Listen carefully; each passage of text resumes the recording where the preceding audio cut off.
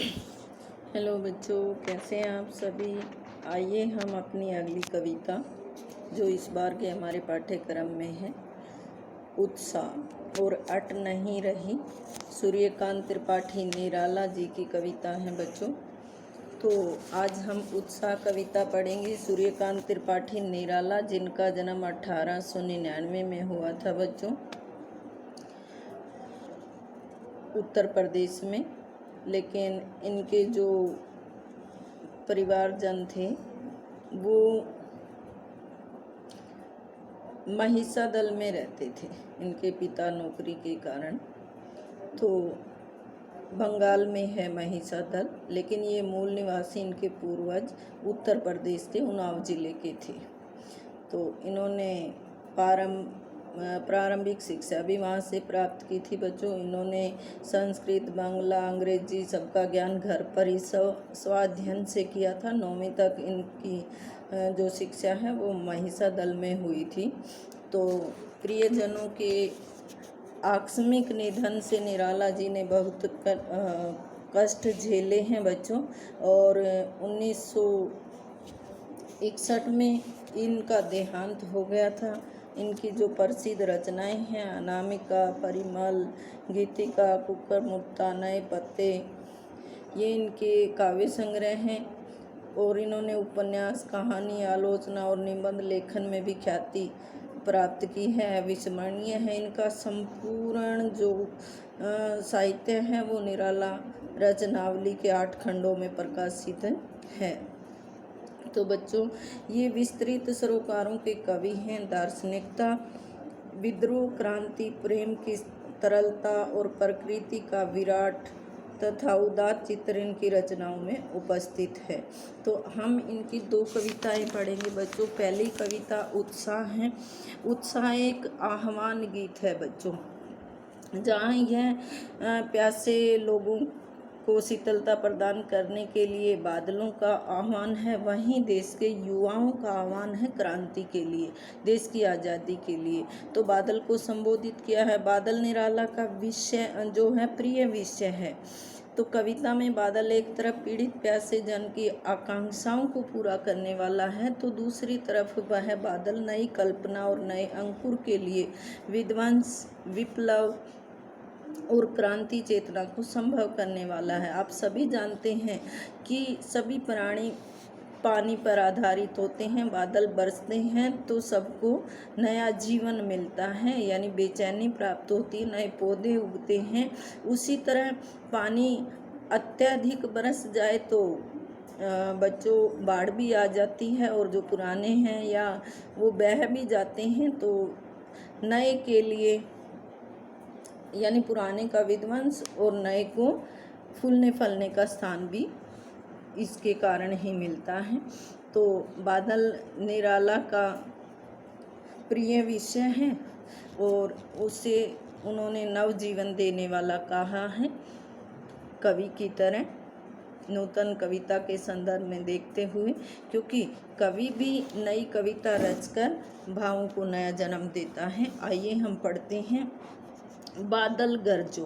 पूरी कविता में मानवीकरण अलंकार है। बादल को गरजने के लिए कह रहा है, तो मानवीकरण। बादल को संबोधित करते हुए कवि कहता है कि हे बादल गरजो, घेर घेर घोर गगन धराधर ओ। अब बच्चों, घेर घेर कर चारों दिशाओं से पूरे आसमान को घेर कर, गगन क्या है? आकाश। धराधर कौन है? बादल। ओ यहाँ संबोधित किया है कि पूरे आसमान को घेर लो। अब यहाँ घेर घेर घोर में पुनरुक्ति प्रकाश और अनुप्रास अलंकार है। धराधर, धराधर बादल है, क्योंकि बादल ही वो हैं जो आसमान और धरती को मिलाते हैं। ललित ललित ललित ललित काले घुंघराले। ललित होता है बच्चों सुंदर, यहाँ भी ललित ललित 2 बार आया तो पुनरुक्ति प्रकाश अलंकार हुआ। ललित ललित काले घुंघराले। बादलों की तुलना कवि ने सुंदर ललित होता है सुंदर काले घुंघराले बालों से की है। नवजात शिशु के बहुत ही मुलायम और घुंघराले बाल होते हैं, उनसे इसकी तुलना की है। बाल कल्पना के से पाले, कवि कहता है कि बाल कल्पना बच्चों की, कौन से बच्चों की? अबोध बच्चों की कल्पनाओं के समान पाले गए हैं, क्योंकि बच्चों अबोध बच्चों की कल्पनाओं की कोई सीमा नहीं होती, इसलिए उनके मन में नए नए प्रश्न उठते रहते हैं। विद्युत छवि उर्मे, कवि कहता है कि हे बादल तुम्हारे हृदय में बिजली की चमक है। विद्युत छवि, छवि चमक होता है, विद्युत बिजली, उर हृदय।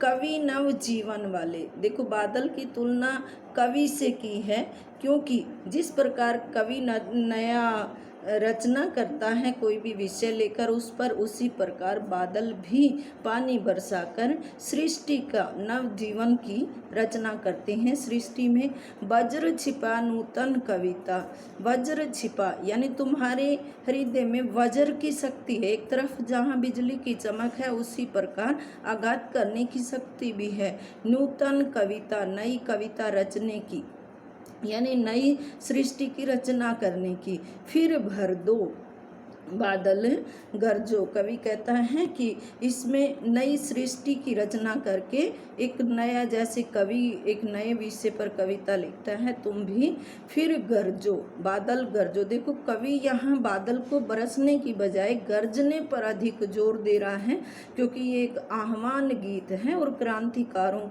को संबोधित कर रहा है, क्रांतिकारियों को, युवाओं को, देश के। कवि क्या कहता है?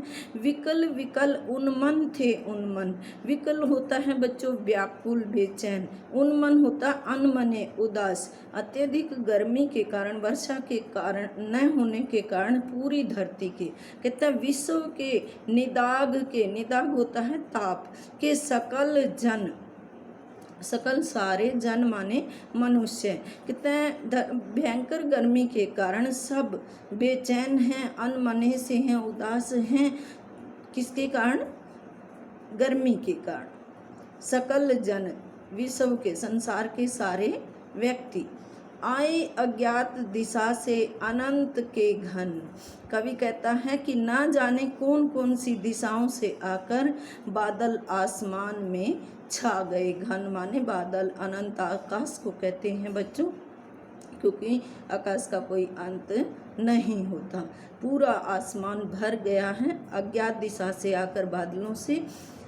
तपत, तपत होता है तपती हुई, धरा, धरा होता है धरती, जल से फिर शीतल कर दो, शीतल माने ठंडी। बादल गरजो, कवि कहता है कि जब बादल पूरे आकाश में छा गए तो तपती हुई धरती को अपने जल से क्या कर दें? शीतल कर दें, शीतलता उत्पन्न कर दें। बादल गरजो। तो बच्चों ये पूरी जो कविता है इसमें खड़ी बोली का प्रयोग है, आम बोलचाल की खड़ी बोली का प्रयोग है। तद्भव शब्दावली है, तत्सम शब्द भी हैं, तद्भव भी, तो तत्सम तद्भव शब्दावली का प्रयोग है। और मानवीकरण, अनुप्रास, पुनरुक्ति, प्रकाश, और बच्चों बाल कल्पना के से पाले, बाल कल्पना के से पाले। यहाँ कौन सा अलंकार है? उपमा। तो 4 अलंकारों का यहाँ प्रयोग किया गया है। तुकांत, अंत में तुक्का है, तो तुकांत, अतुकांत कविता है। ओज गुण है, क्योंकि यहाँ गर्जने और बरसने की बात कही गई है, तो ओज गुण है और लाक्षणिकता विद्यमान है पूरी कविता में। तो बच्चे आप इस कविता को बड़े ध्यान से पढ़ेंगे, सुनेंगे। पहले हम इस कविता के प्रश्न लिखवाएंगे, उसके बाद अगली कविता अट नहीं रही, इसके बाद पढ़ेंगे, पहले इसको पूरा करेंगे। तो छोटे सभी प्रश्न आप लिख लेंगे कविता से, और फिर उसके बाद अभ्यास के प्रश्न शुरू होंगे। धन्यवाद।